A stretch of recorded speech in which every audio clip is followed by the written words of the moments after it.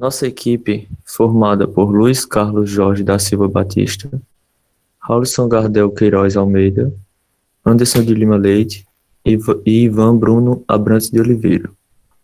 Nós iremos, nessa apresentação, expor os conceitos de DNS criptografado.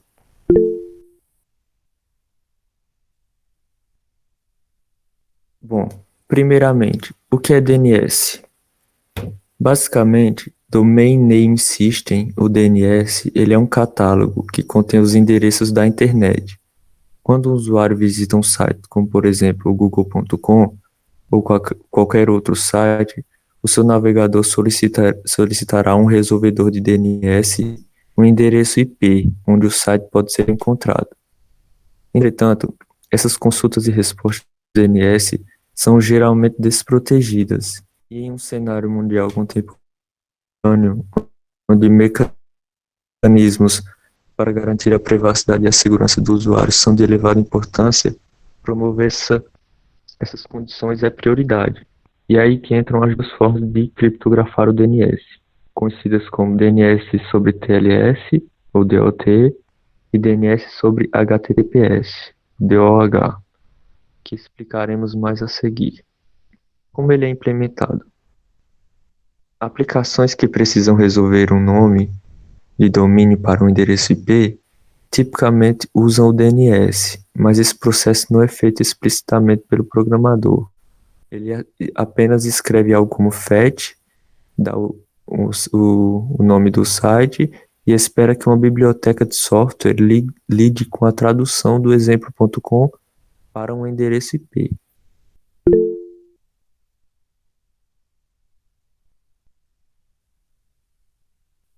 Nos bastidores, a biblioteca de software é responsável por descobrir e se conectar ao resolvedor DNS recursivo externo e falar o protocolo DNS para resolver o nome passado pela aplicação.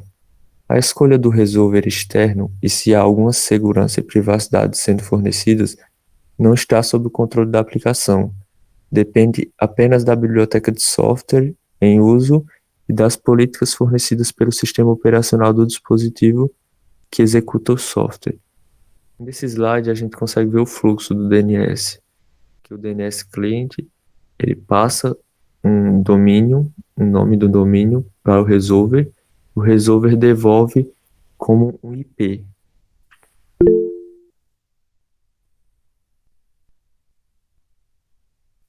Geralmente, usando o protocolo de configuração dinâmica de hosts, DHCP, o sistema operacional aprende o resolver de redes locais. Em redes domésticas e móveis, normalmente acaba usando o resolver do provedor de serviços de internet, o ISP. Em redes corporativas, o resolver selecionado é normalmente controlado pelo administrador da rede. Se desejar, os usuários com controle sobre seus dispositivos podem substituir o resolver por um endereço específico, como o endereço de um resolver público, como o 888 da Google ou 1111 da Cloudflare. Mas a maioria dos usuários provavelmente não se incomodará em alterá-lo ao se conectar a um ponto de acesso Wi-Fi público em uma cafeteria ou aeroporto, por exemplo. A escolha do resolver externo tem um impacto direto na experiência do usuário final. A maioria dos usuários não altera suas configurações de resolver e provavelmente acabará usando o resolver de DNS do seu provedor de rede. A propriedade observável mais óbvia é a velocidade e a precisão da resolução de nomes. Os recursos que melhoram a privacidade ou a segurança podem não ser imediatamente visíveis, mas ajudam a evitar que outras pessoas criem perfis ou interfiram em sua atividade de navegação. Isso é especialmente importante em redes Wi-Fi públicas, onde qualquer pessoa fisicamente próxima pode capturar e descriptografar o tráfego na rede sem fio. Pode continuar a apresentação, Gardel.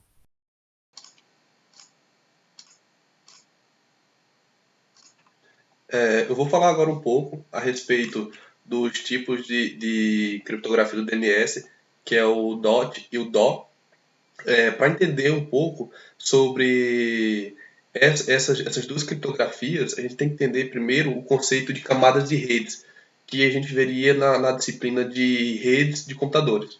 A infraestrutura TCP, ela tem várias camadas. Tem a camada de aplicação, tem a camada de transporte, tem a camada da Internet Layer e da Network Layer. Quando a gente fala de DOT e DO, a gente tem que ter em mente que a gente está trabalhando nas duas camadas superiores, que é a App Layer, que é a camada de aplicação, e a Transport Layer, que é a camada em que fica o DNS DOT, que é nessa camada que a gente vai ter as requisições para o servidor DNS, para que o servidor DNS consiga retornar o domínio que a gente quer acessar pelo IP. Então, nessa apresentação, nós vamos focar nas duas camadas superiores para conseguir entender essas criptografias.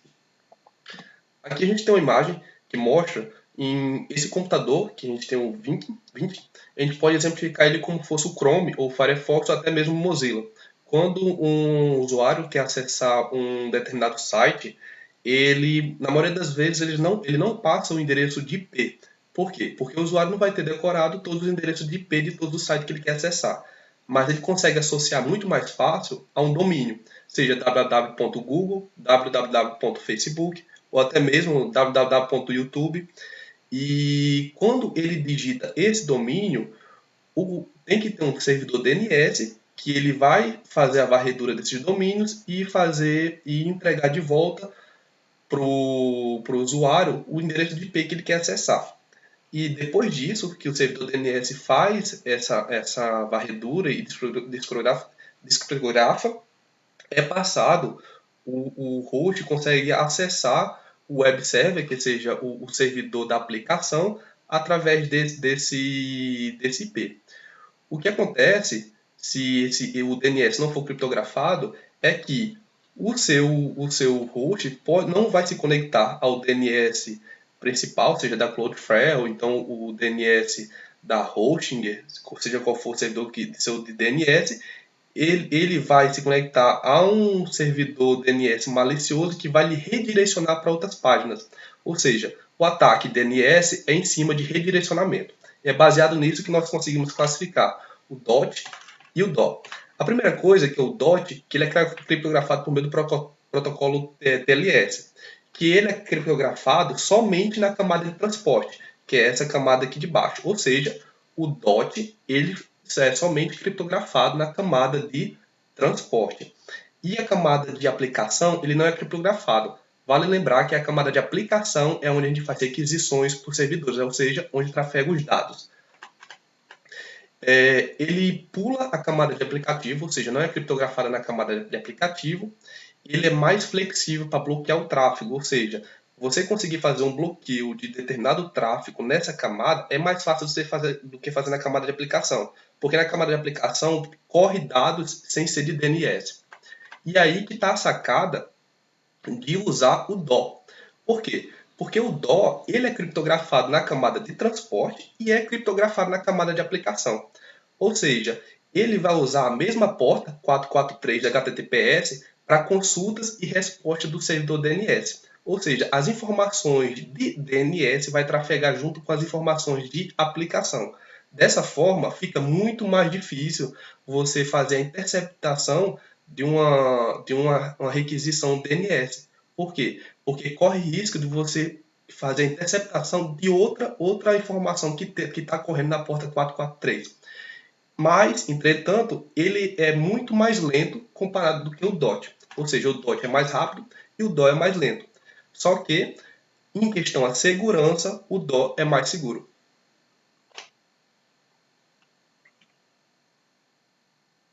Agora eu vou passar a apresentação para o... Isso.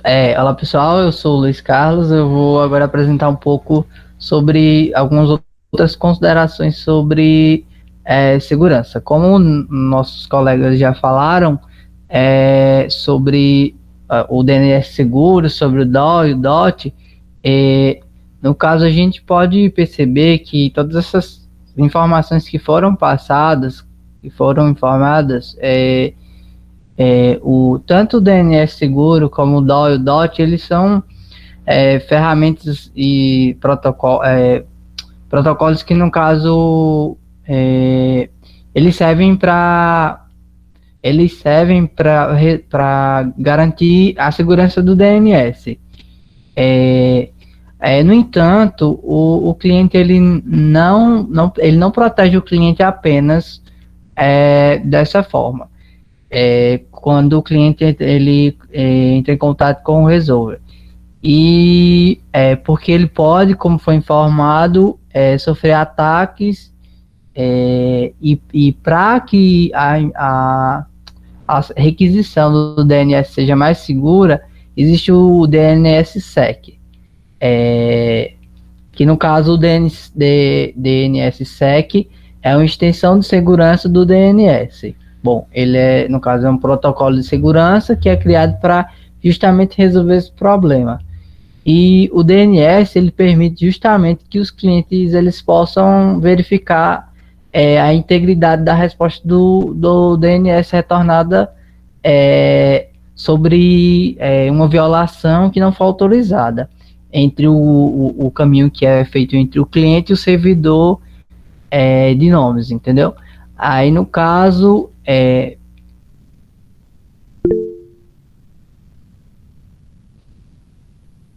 pode passar.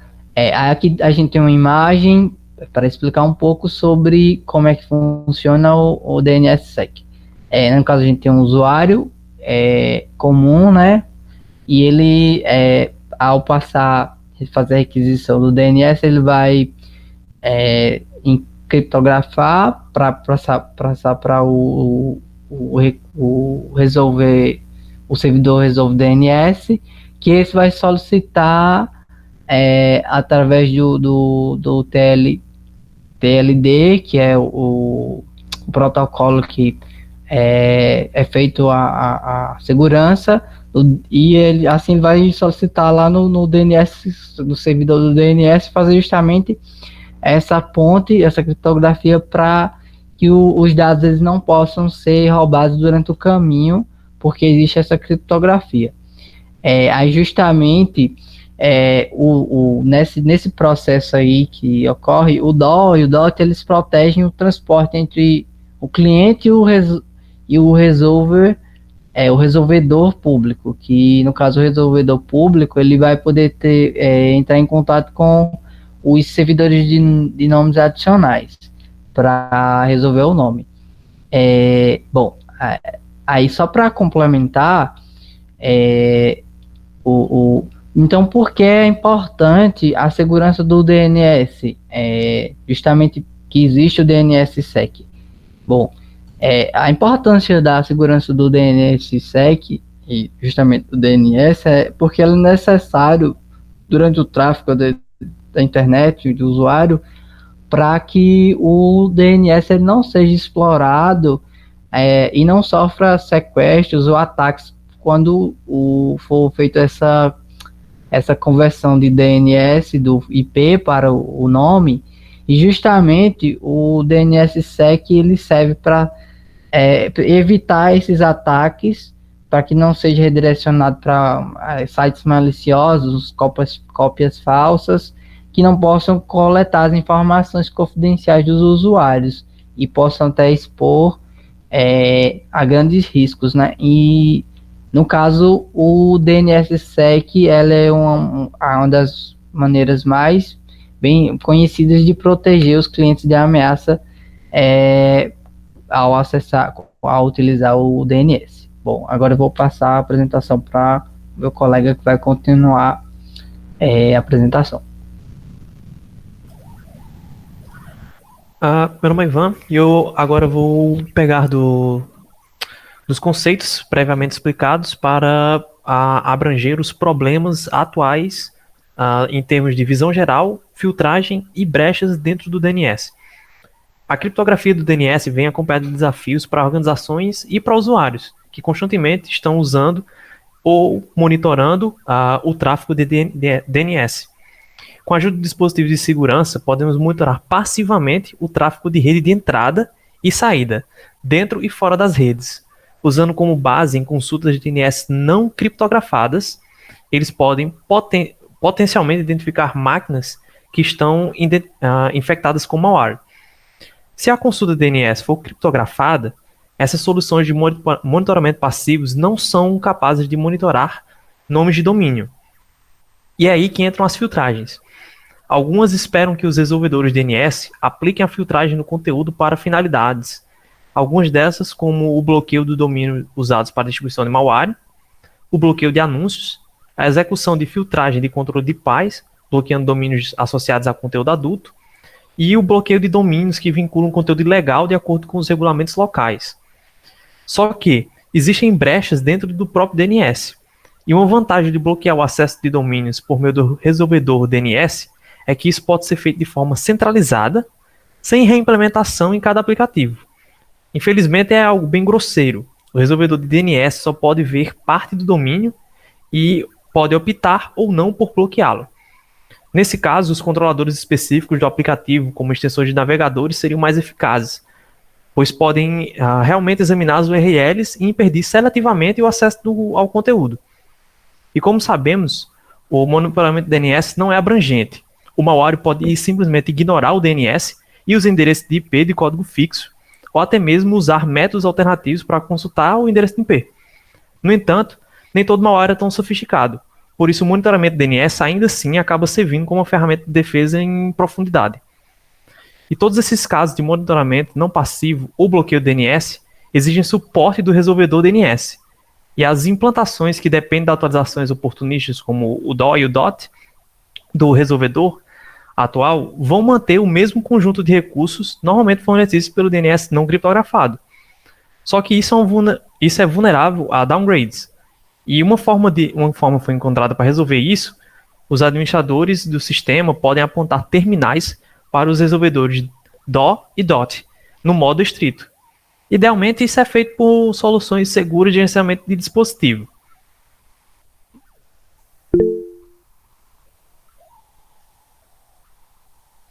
Pode passar para o slide de conclusão, por favor. E é aí que a gente chega na parte da conclusão, que é quando juntamos todos esses conceitos com essa problemática. Encontramos 4 pontos principais, que são os paradigmas de rede, a privacidade ameaçada, as medidas que foram adotadas para solucionar e as perspectivas para o futuro do DNS a partir da solução desses problemas. Um dos pilares da internet é justamente mapear o nome de endereço usando DNS. O DNS tradicionalmente usa transportes inseguros e não criptografados. Isso foi usado de forma imprudente para injetar anúncios que acabam vazando a privacidade dos seus usuários. Um exemplo disso são os visitantes intrometidos no café, naqueles cybercafés, que podem usar DNS não criptografado para acompanhar a sua atividade. E todos esses problemas podem ser resolvidos usando apenas o TLS ou o HTTPS no DNS. E essas técnicas protegem o usuário, são relativamente novas e estão tendo uma adoção cada vez maior, justamente pelo fato de trazer uma maior segurança, tanto para corporações como para os próprios usuários. E de uma perspectiva técnica, o DO é semelhante ao HTTPS e segue tendência geral da indústria de descontinuar opções não seguras, como o DOT, que é um meio de transporte mais simples do que o DO, pois a camada HTTPS é removida, mas também torna mais fácil ser bloqueado, deliberadamente ou até mesmo por acidente. Secundária para habilitar um transporte seguro é a escolha do resolvedor DNS. Alguns fornecedores usarão o resolvedor DNS configurado localmente, mas tentam atualizar oportunamente o transporte não criptografado para um transporte mais seguro, seria o DOT, o DOI, E, infelizmente, o resolvedor DNS geralmente usa como padrão fornecido pelo ISP, que não podem oferecer suporte a transportes seguros. E a Mozilla adotou uma abordagem diferente. Em vez de depender de resolvedores locais que podem nem mesmo suportar o DO, eles permitem que o usuário selecione explicitamente um resolvedor. E os resolvedores recomendados pelo Mozilla devem satisfazer os altos padrões para proteger a privacidade do usuário, garantindo assim que os recursos de controle de PI possam ser funcionais e suportar os de Split Horizon, a Amazon adicionou um mecanismo que permite resolvedores privados desabilitar o DOR. E esses protocolos de transporte do DOT e do DOR estão prontos para que possam migrar para uma internet mais segura. Como pode ser visto em rastreamento de pacotes anteriores, esses protocolos são semelhantes aos mecanismos existentes para o tráfego de aplicativos. E assim, essa brecha de segurança e privacidade for fechada, haverá muito mais para resolver.